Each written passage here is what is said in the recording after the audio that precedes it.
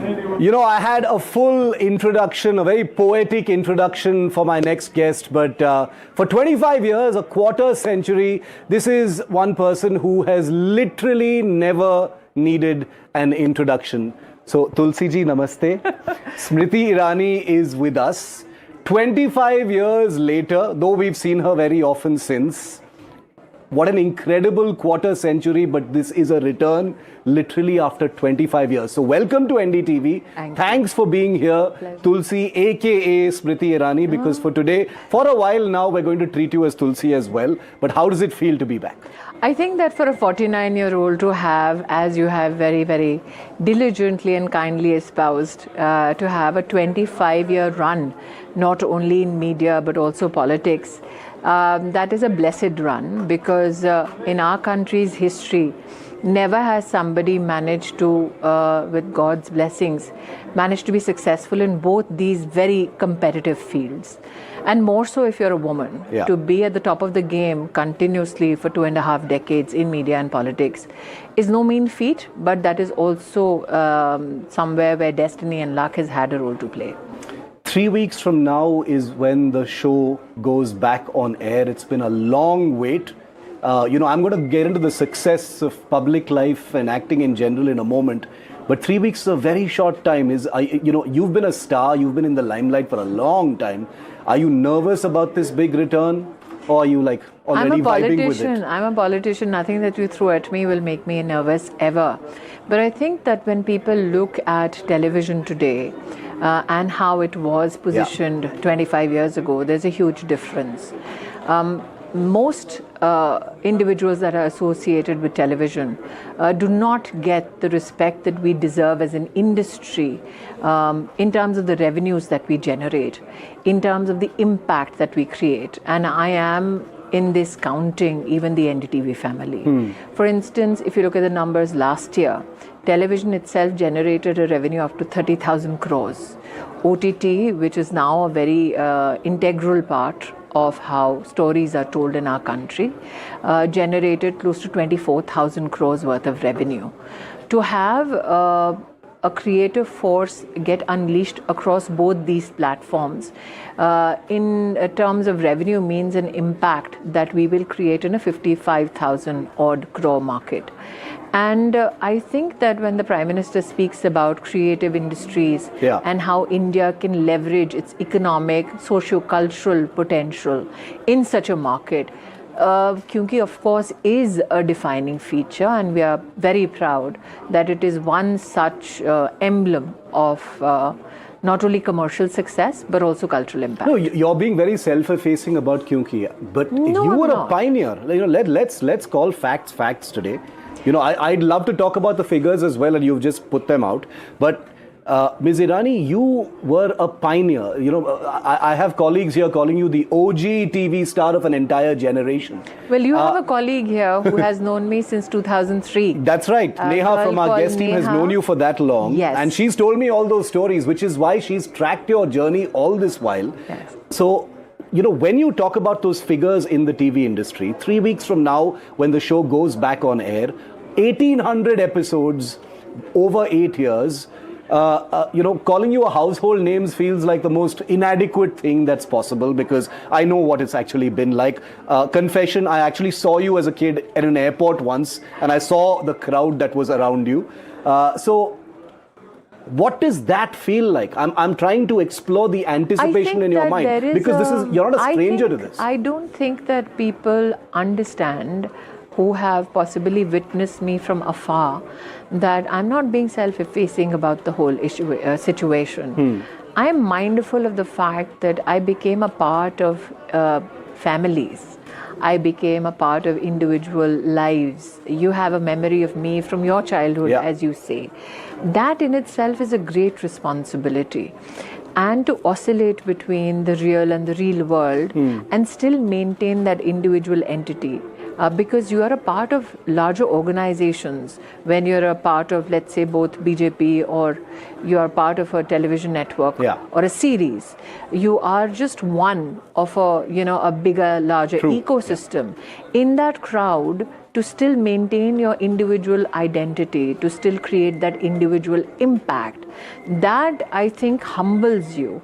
And you want to ensure that you're still relatable to people. That a kid who sees you at an airport, you must have seen many. But why does that one episode leave an imprint on your Because of the mind? number of people. More so, I think, because you've seen also my journey as a public figure. So there is a relatability. So as an individual, you'll always want to ensure that that relatability stays for that individual. And for that, it is very essential that you're mindful of that responsibility. That people should not feel that they're alienated. They should not feel that even if they disagree with some of your views, they would still want to hear your views. So the fact that you're a conversation starter, humility has to be at the center of it. Speaking of conversation starter, by the way, while I was preparing for this interview, and frankly, I was looking at some of the things that fans were saying on Instagram, and an entire generation is going to be looking at Smriti Irani's return to television. People who weren't born when the show was on air are going to be relating to it all over again, and we'll get into that in a little bit as well. But I wanted to quote 3 things that stood out to me, and I wanted you to react to them. All from fans, by the way. I'm literally tearing up. I saw this like 1700 times on Instagram. The biggest comeback of Indian TV. Ab milega Anupama ko barabar ka takkar, and so many such things being said. I think does that add the pressure on you? No, I've never been the kind to take pressure, and I think that you've seen, I've given you enough political evidence that I may give somebody pressure, but I don't take it. The issue is that, do you work for a larger purpose? And what is the larger purpose? The larger purpose is, can you get that due recognition for the hard work that goes towards a product? So we are in a newsroom right now. You're the face of that newsroom for this particular interview. But there's a camera person there. There are assistants, there are editors, there are others in HR, in admin, who ensure that this conversation is valued or added in terms of value. And I think this part of my journey is to bring focus to those people who are never in front of the camera, but who are the deciding factor as to the impact that we create. And I don't think that that is an issue that is going to be addressed by anybody who's a part either of this venture or who are responding to it. The idea is that I'm the first person from television who became a cabinet minister of information and broadcasting. I'm the first person from television who had the opportunity to become the first female education cabinet ranked minister. I'm the first person from television who went into the CCPA, which is known as the mini cabinet. It's the Cabinet Committee on Political Affairs. I'm the first person from my industry who went and became the textile cabinet ranked minister, first to become minority. So I am mindful of the kind of opportunity, the confluence of these 2 opportunities got me in my life.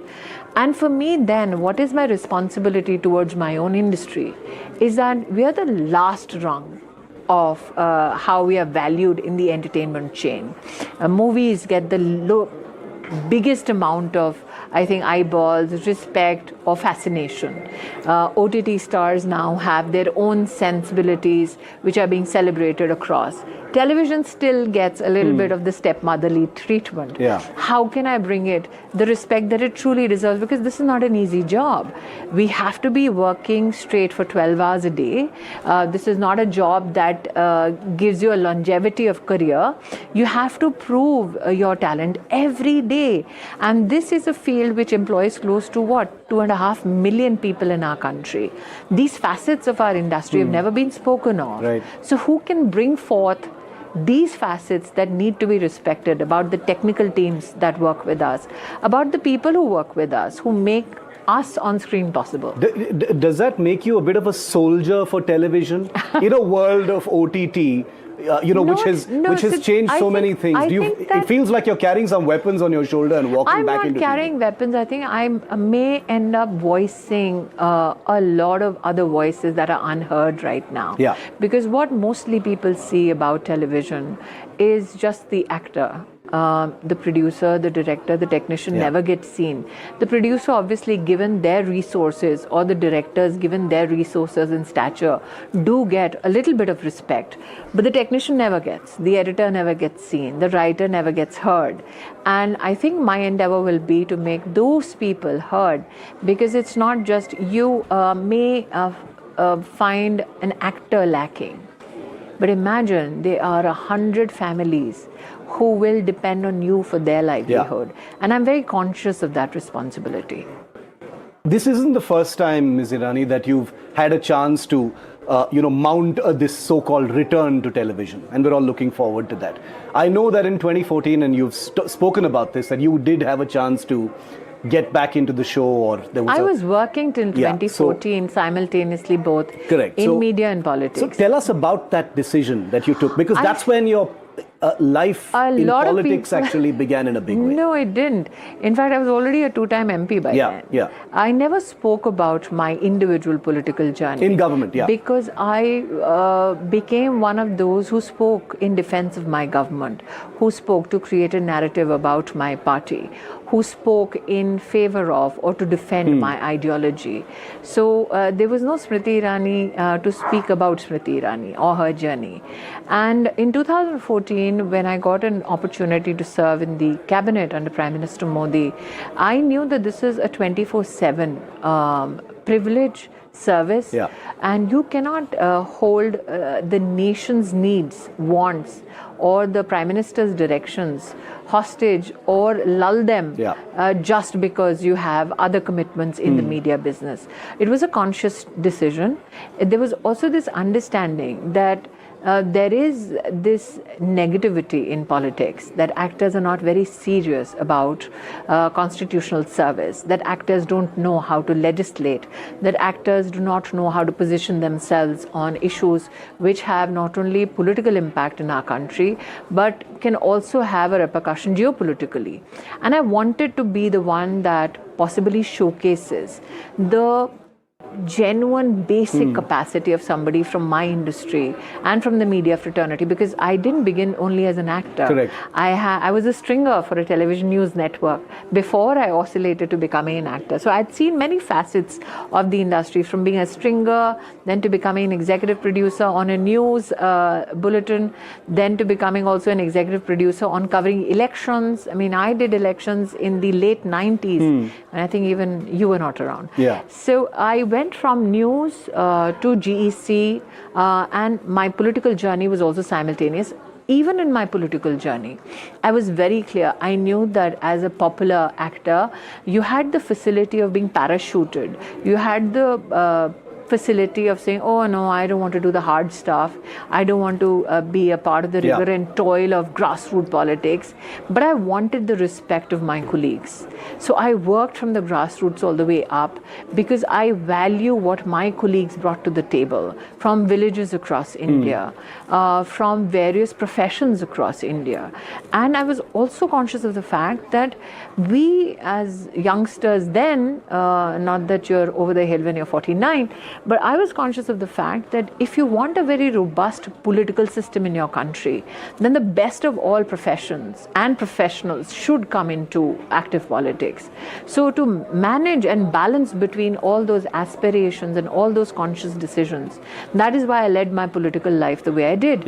It was easy for me to have a PR. And we've seen that up close, It was easy for me to have a PR team, which could have espoused how great an actor I am, or how popular I am, and what a great political impact I'm creating.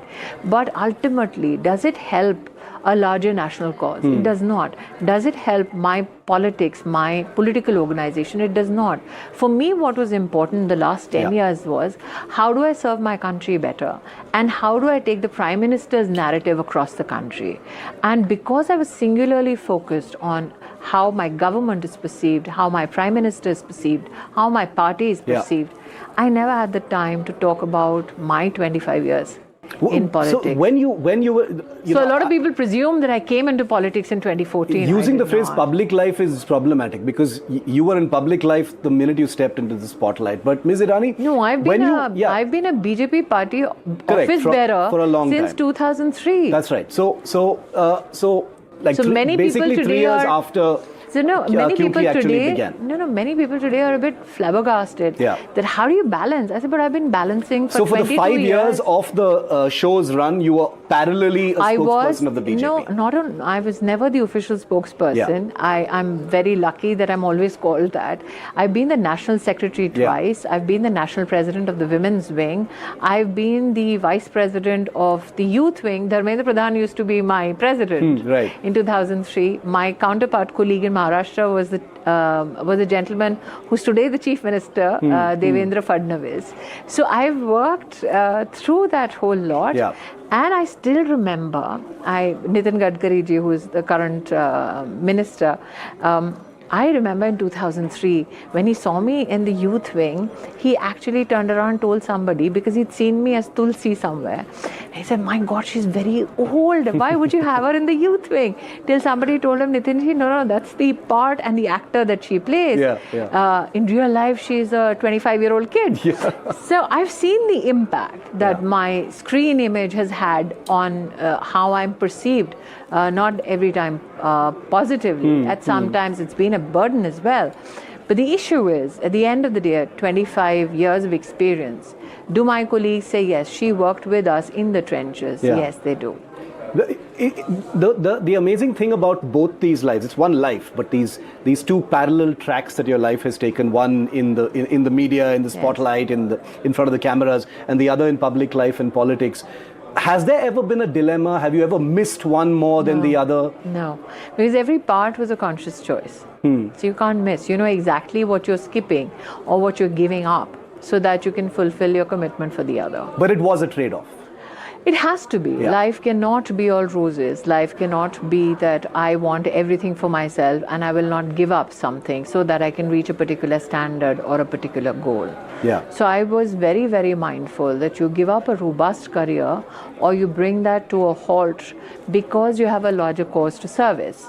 And I still remember in 2003, Jaswant Singh ji, the then minister in Atal Bihari Vajpayee's government, and rightly so today, he told me, he said, you know what, Smriti, you're coming into politics, but remember, Delhi will be merciless. So make sure that you cultivate, and I was 25 then, 26, and I fought my first election when I was 27 from Chandni Chowk in 2004. And he said, better do whatever, but just have somebody doing some good PR for you. Otherwise, you'll be crushed. And I very naively looked at Jaswant Singh ji and I said, but why aren't we serving the country? Why would I need somebody's PR service for me? So he just smiled. I still remember. He gave me a nice cup of tea. He says, you'll learn. I still haven't. I haven't learned. But I'm glad that I've had the tutelage of such legends. I mean, I've seen Atal Bihari Vajpayee at work. I've seen Lal Krishna Advani ji at work. I've seen Kushabhau Thakre. I was there when Nanaji passed off. I was there when, we've seen women. Today, being a female leader is often spoken about as though it's a great opportunity. But I have seen women in BJP struggle through some of the, I think, most challenging geographies. I've seen Sumitra Mahajan at work. To be a 6-7-time MP is no mean feat, that 2 decades ago. Aligarh, which you know is a very tough constituency. I've seen Ms. Gautam win from there. Delhi, we are sitting today and talking about. Anita Arya was a mayor here in the 1990s. I have seen Jayavanti Ben Mehta. I don't know how many people even remember that Jayavanti Ben Mehta was MOS in Atalji's, cabinet, and she had petroleum energy with her, which again was not something that women were, kind of leading. And remember, that was the era of sanctions and such geopolitical pressure on India. She was there. So I was there when Vasundhara Raje was for the first time announced as the BJP CM face. I was a part of the team that went, to support her in the elections in 2003. I was there to witness, if you remember, Uma Bharti was jailed in Hubli. I actually was the one who went with release papers to Hubli. To see Uma Bharti come up. So I've seen history unfold before me. I've seen Narendra Modi as Chief Minister. You've seen all of these people. I have seen all of this, but for me, Shiv, what was important is, how do I give back? Right? So that's also a burden on you then. No, you feel like a trailblazer. No. It's a responsibility. I've learned from all these legends. So how do you give back? leadership is not about how great I become. It's about, can I give others an opportunity to become leaders as well? Yeah. So I still remember when I was the national president for BJP Women's Wing, Meenakshi Lekhi was brought into the BJP. I made her the vice president. Lalita Kumar Mangalam, again vice president. Lalita became the NCW chairperson. Vijay Rahatkar, the current NCW chairperson, was my general secretary. Darshana Jardosh, who was the former minister in Modi II, was my general secretary. The idea was, Pratima Bhaumik was in my executive committee, the first female to become minister from Tripura. Who else? Asha Lakra, she was national secretary. This wasn't just symbolism in politics. It was actually bringing these women. Sharda Devi, the current BJP president from the state of Manipur, was with me as vice president. The idea was that these are women from different walks of life, from different states of India, who had such potential. And we worked together when we were not in power.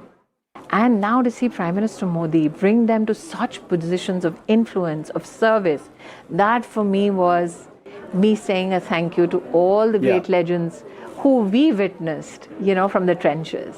So when I looked at a Vasundhara Raje, when I look at a Mridula Sinha, she became Governor Goa. It's like life comes full circle. Do you miss active politics? Politics goes up and down. Not in active are you still? Do you still consider yourself a politician? I'm a politician first, but they used to earlier say actor turned politician. Somebody last night in some newsroom said, well, actor turned politician turned actor turned what? The idea that a human being could do both, and successfully so, is an idea which will be very difficult to grasp. Because I'm the only one who's done it. No, because I know you keep in touch with Amethi. I don't keep visiting. in touch. I am working. You've got a base there. You're still working there. But I'm working not only in Amethi. I'm working. I was last dispatched. You're given assignments within your organization. My last assignment was in Bikaner. Before that, I was dispatched to Ranchi, Jharkhand. So the organization keeps giving you work, and you have to work according to whatever your leadership decides. Right now, in front of you, Ms. Irani, is this big TV project. It's obviously going to be a big thing. It's going to run for a while. It's going to take up a lot of your time and energy. Do you see actor turning back into a full-time politician at some point? I am a full-time politician and a part-time actor. So this is just a side project then? It is a side project. For most consumers, the project is not one individual. It's always a group of actors coming together, a group of writers coming together. I am, yes, very humbly so, the most recognizable face out of that mix of people. But I'm a full-time politician, a part-time actor, just like many politicians are part-time lawyers, part-time teachers, part-time journalists. I just happen to be a bit... So you're a full-time politician who's taking some time out to do this show? No, I've done it simultaneously, which is what I think is difficult to grasp.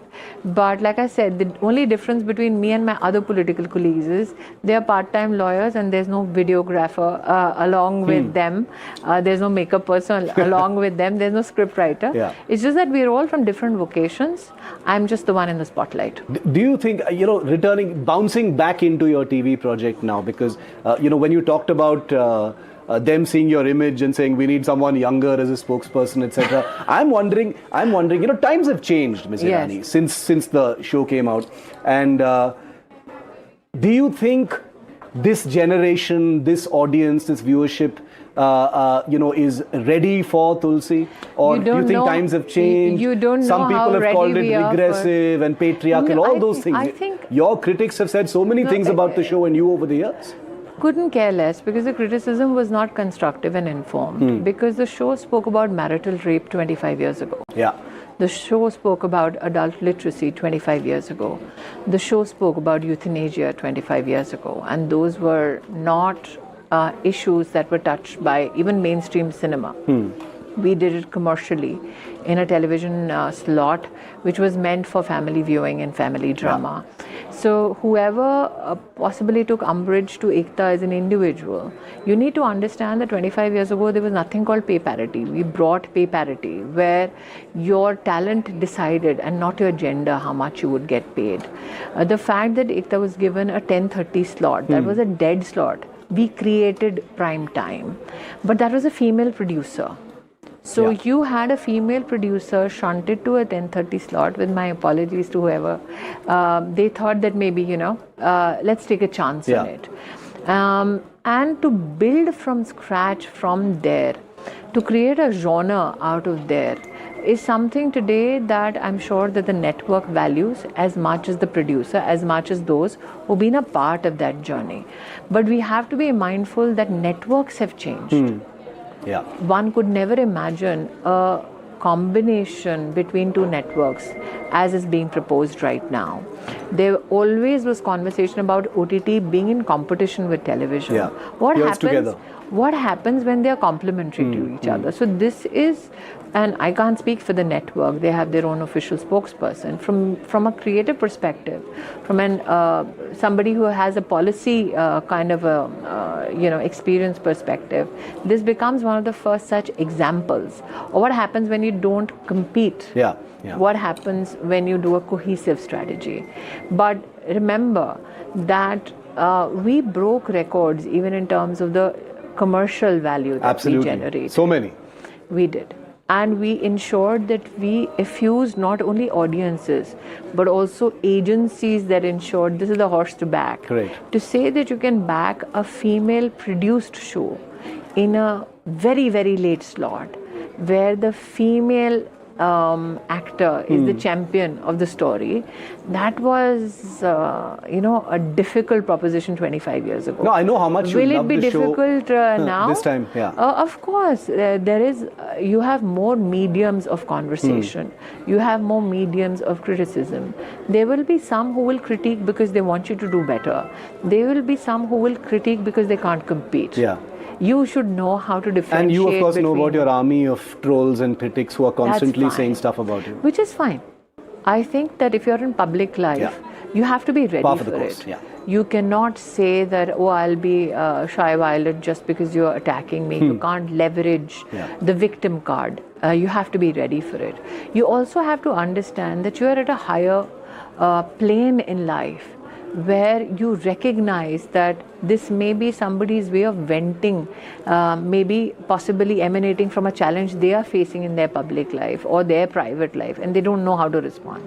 So you just take it with a pinch of salt and keep moving. Did it take a lot of convincing for you to get hands around this project? What did Ekta need to do to convince you? Or did it not take any convincing today at all? the network has a leader like Uday Shankar. I don't think that is often spoken about. Yeah. Uday has been a stalwart in Indian news. Correct. And not many speak about him. The fact that Uday was at the helm of, Mr. Shankar is at the helm of affairs there, he understands where the crossroads meet and what is the potential. That is a huge confidence booster. The fact that the OTT platform today has 25% of the market and the channel itself is number one. But more than that, the fact that as a creator, Ekta is aware that she is now creating something for a contemporary audience, but an audience that has an emotional foundation on which we have to build. So I think it's 3-4 elements together that make you conclude, and the fact that it will accommodate a full-time politician as a part-time actor. Okay, amazing.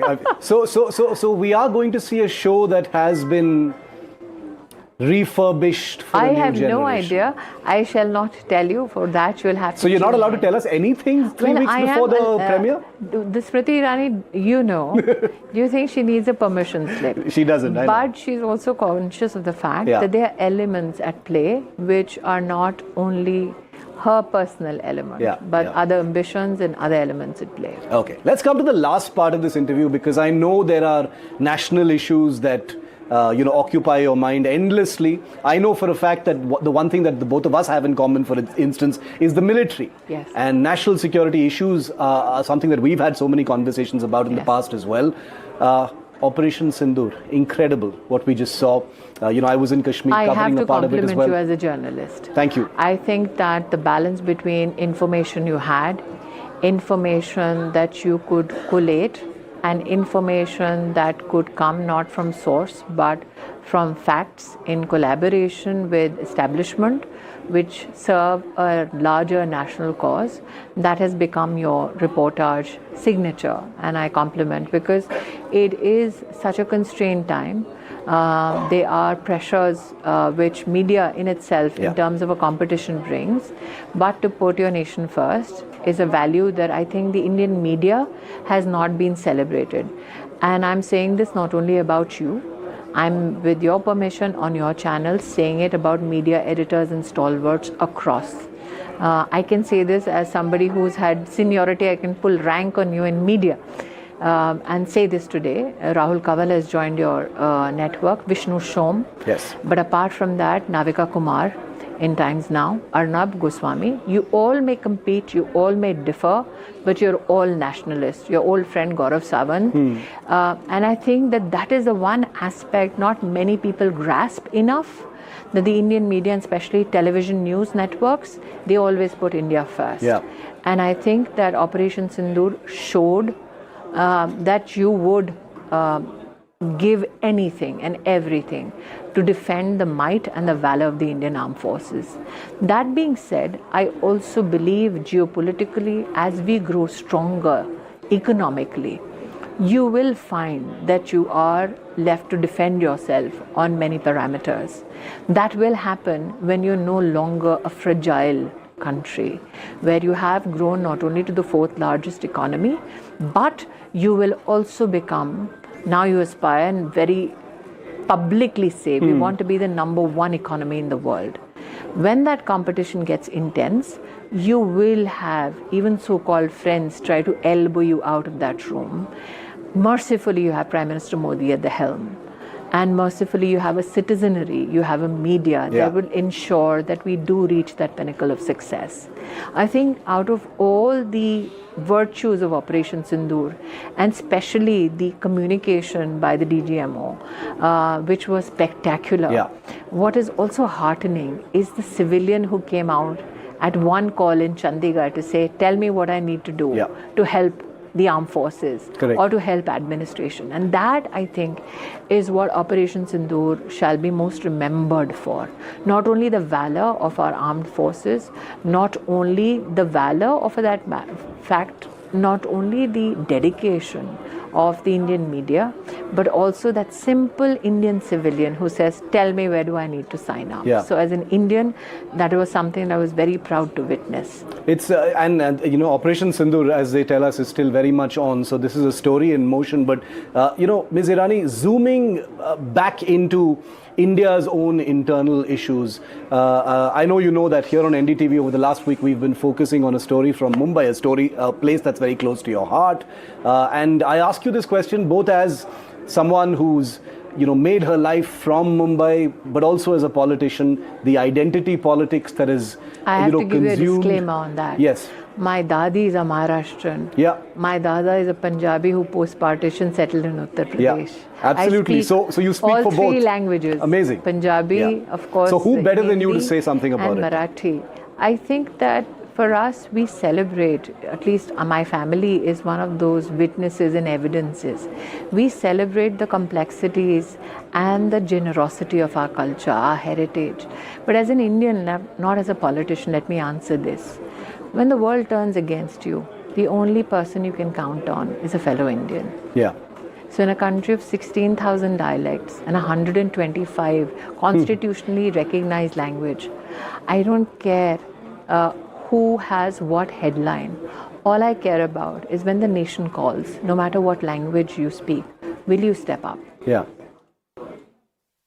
Do you think more needs to be done about it, because there are so many compulsions when it comes to I think that politics? The government of the day is mindful of the cultural heritage that we celebrate.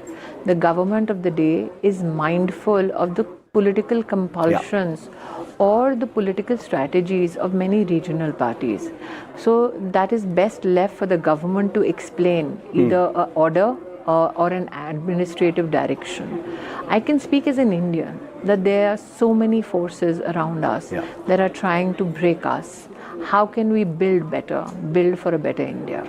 That's all that we as citizens need to focus on. I couldn't agree with you more. I mean, the external threat, I believe, is something that requires our attention, and we should try and bury any perceived differences that we have. There is always the beauty of democracy and the parliamentary system is it gives you a platform, a very dignified one, where the people have a lot of belief in to discuss any issues.